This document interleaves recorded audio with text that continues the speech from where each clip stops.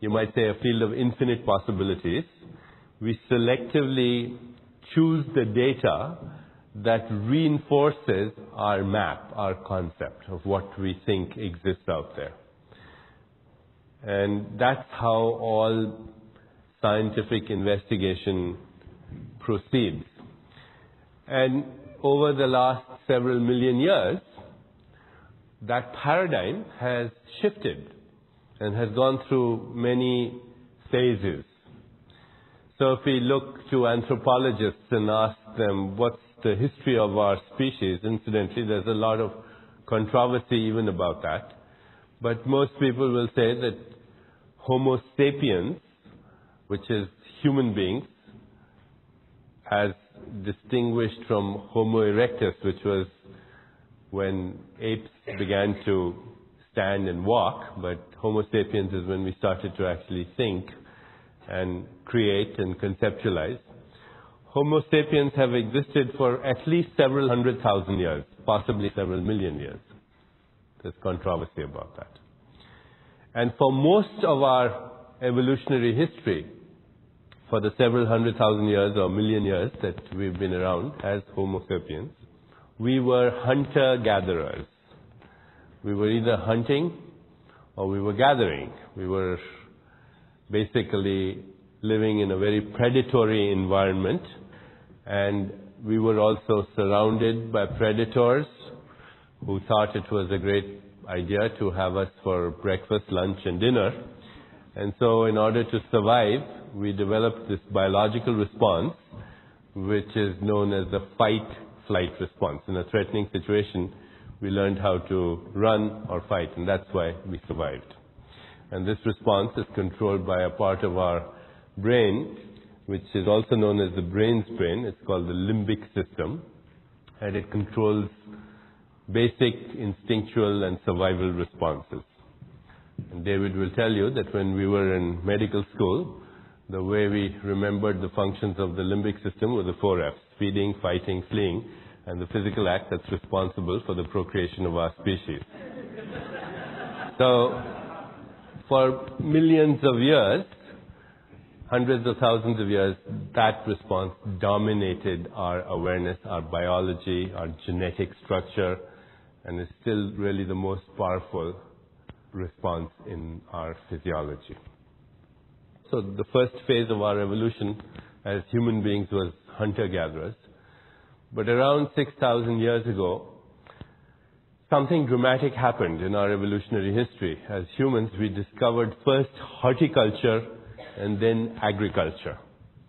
And with the discovery of horticulture, which was just the knowledge that you could take a stick, you could bore a hole in the ground, you could put seeds there, and then these seeds would sprout, and what you got out of that was something you could eat.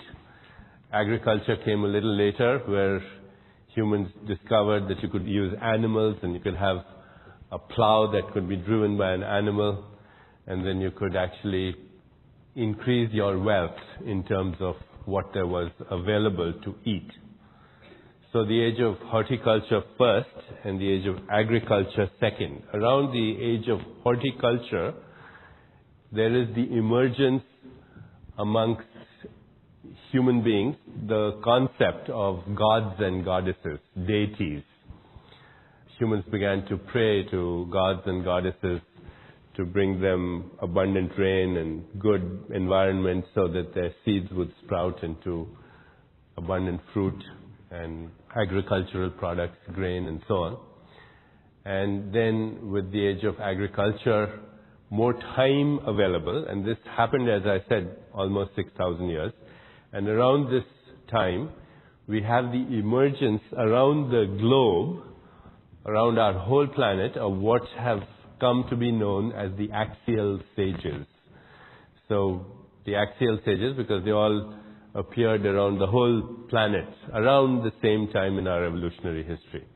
We can start in the East with Lao Tzu and Confucius and the Indian sages of the Rig Veda and later the Upanishads.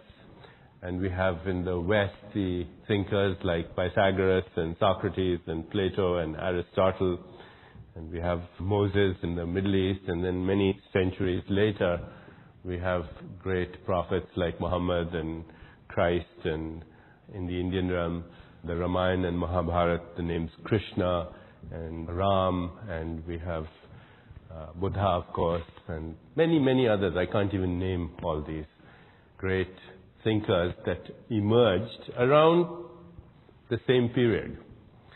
If we say this is within the last 6,000 years. And with this new phase, the paradigm again shifted. The paradigm shifted into a worldview that looked at divine forces ruling what happened in the material universe, invisible forces. And because all these axial sages had a technology to access that invisible world, whatever their methodology might have been, there were similarities. The experiences that come with silence and meditation, the meditative disciplines, the origins of yoga. Incidentally, the word yoga is related to the word yoke, and the Latin derivative of that, which means union between body, mind, soul, spirit, and the universe, physical universe.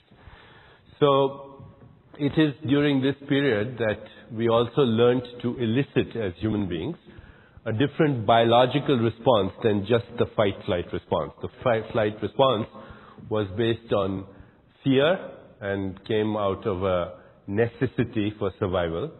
And then during a later period, the fight-flight response manifested in humans also as something called the reactive response, which is the fight-flight response in disguise.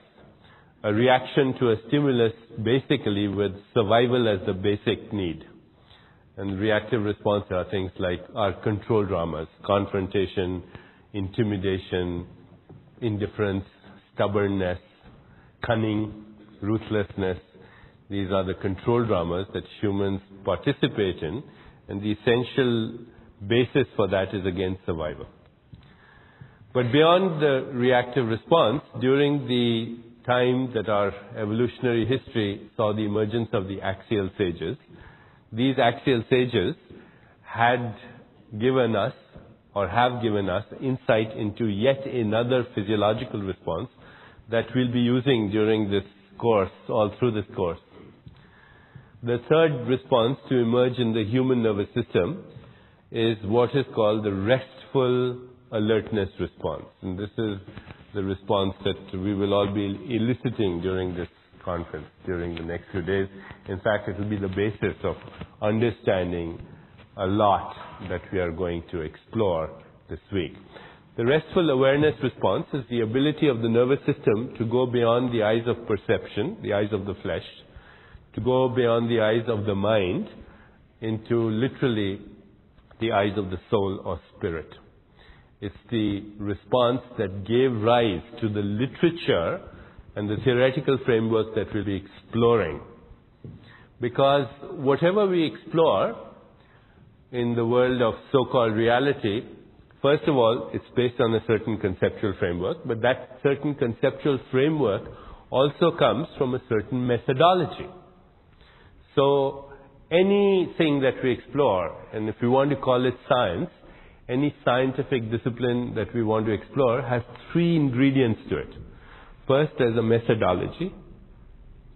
Then as a result of that methodology, there's an experience. I want to look at the craters on the moon, right? And the methodology is I have to have the right instruments, telescope and so on.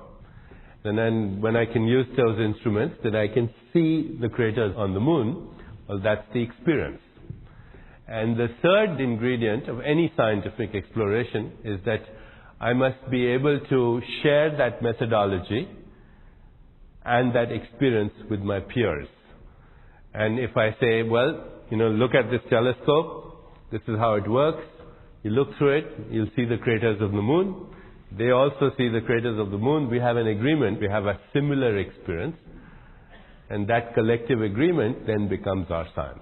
That's how science always works. A methodology, an experience, and an agreement.